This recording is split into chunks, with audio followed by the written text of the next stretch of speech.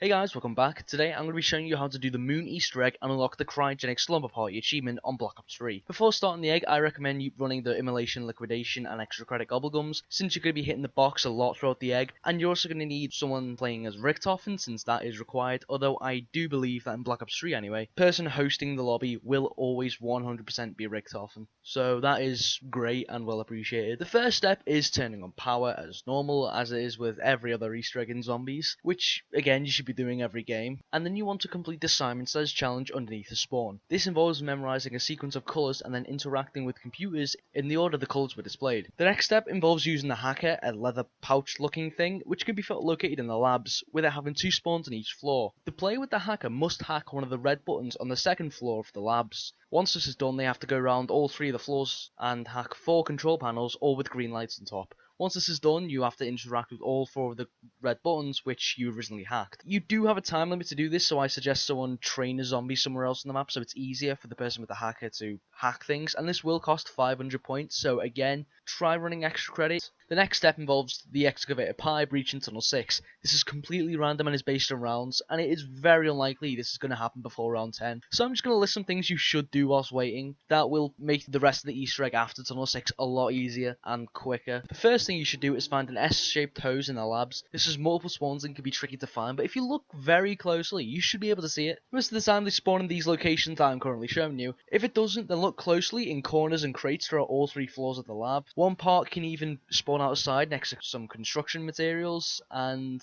I reckon sometimes it can blend in with the environment, like the one to the left of the biodome door on the bottom shelf. But if you do look carefully and hold square and everything, you should be able to find it.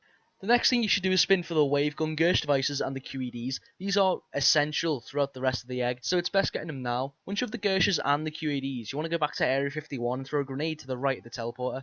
If done correctly, then 2 panels will fall down. Once you've done that, you need to throw a Gersh device at the panels. If done correctly, then the panels will get sucked in and appear on the teleporter. If done incorrectly, then the Gersh will just disappear and Samantha will laugh as if you just threw it out the map normally. Now you want to go onto the teleporter and go to spawn on the moon. You want to throw a QED at the 2 panels on the floor that's next to Quick Revive, where they would then appear on one of the computers next to one of the doors in spawn. Now what you want to do is interact with the computer to connect the S-shaped hose and interact again to place the golden rod. The player who is Richtofen will then have to interact with the computer for the next minute or so, speaking to Dr. Maxis, and it is a very interesting conversation. I'll leave that up here for you now. Login Teddy. Password is a liar.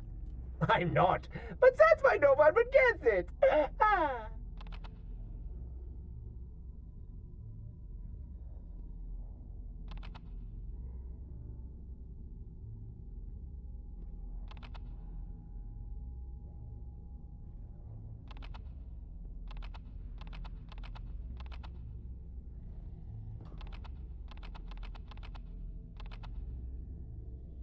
Access granted. Greetings, Edward. Would you like to play a game? What is it with gross obsession with American women? All they do is play games. No matter. Time to charge up the Casimir mechanism. Carry the 1.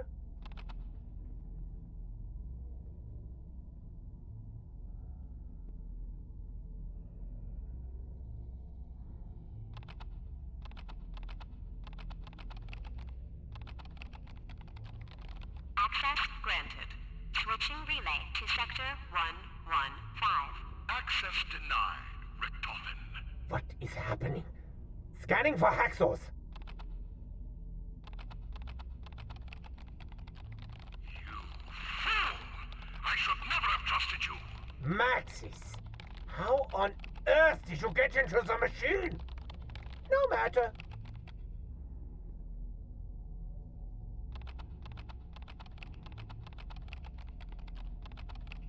I know what you are up to, and I will not allow you to succeed. You should never have kept the DG2 from production.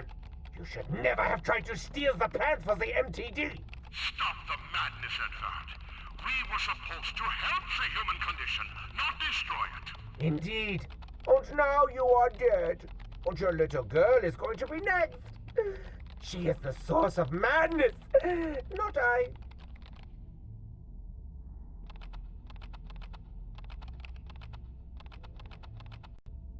She is just a little girl, Edward. She doesn't even know what she's doing.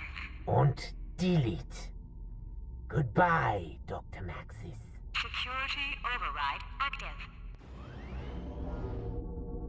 Once this interesting conversation is over, you then want to interact with the goldenrod to pick it back up. At this point in the egg, you need Excavator Pi to have breached Tunnel 6. One of the players needs to have a hacker and go back to spawn where they can hack a computer, with a green light on top of it to stop Excavator 6 from getting breached. The fastest and safest way to go back to spawn is by teleporting to Area 51 and back. Once the excavator has been lifted, go to Tunnel 6, there you'll find a ball hovering by a door, shoot it and follow it, do not lose the ball. If it stops, shoot it again, as well as walking through doorways with it. Eventually, it will get stuck in a satellite, which you then need to shoot with the wave gun, not the zap guns. Make sure it is in the combined configuration of the wave gun, and it will fly up and down to the doorway of Tunnel 11. Carry on guiding the ball through Griffin Station until it gets lodged in the MPD. If it stops just before it goes in the hole, that means you've messed up a step. Make sure that you've hacked all 4 of the green control panels, or you've interacted with all 4 buttons against the wall. You'll know if you've done it correctly, since all 4 of the red buttons should be lit up. Once the ball is into the MPD, a soul canister will appear. You'll then have to fill up the canister by getting around 25 kills. Once you've done this, you need to interact with the power switch next to the canister,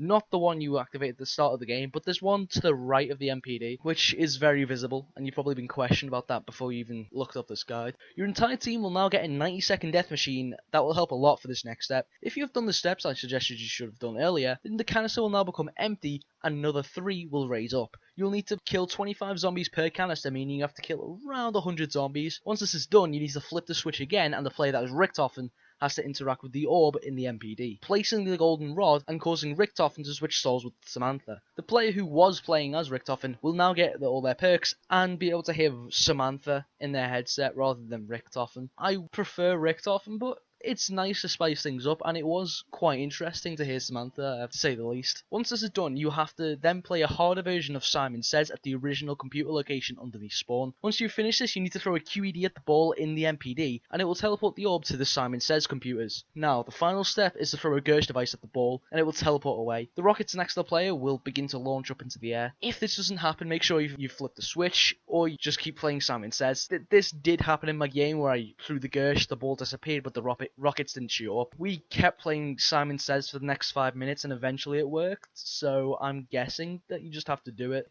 Once this is done, you will then be able to see the rockets fly up into the air and just sit back and watch the show unfold. The ending of Black Ops 1 has occurred, and oh my god, is it beautiful.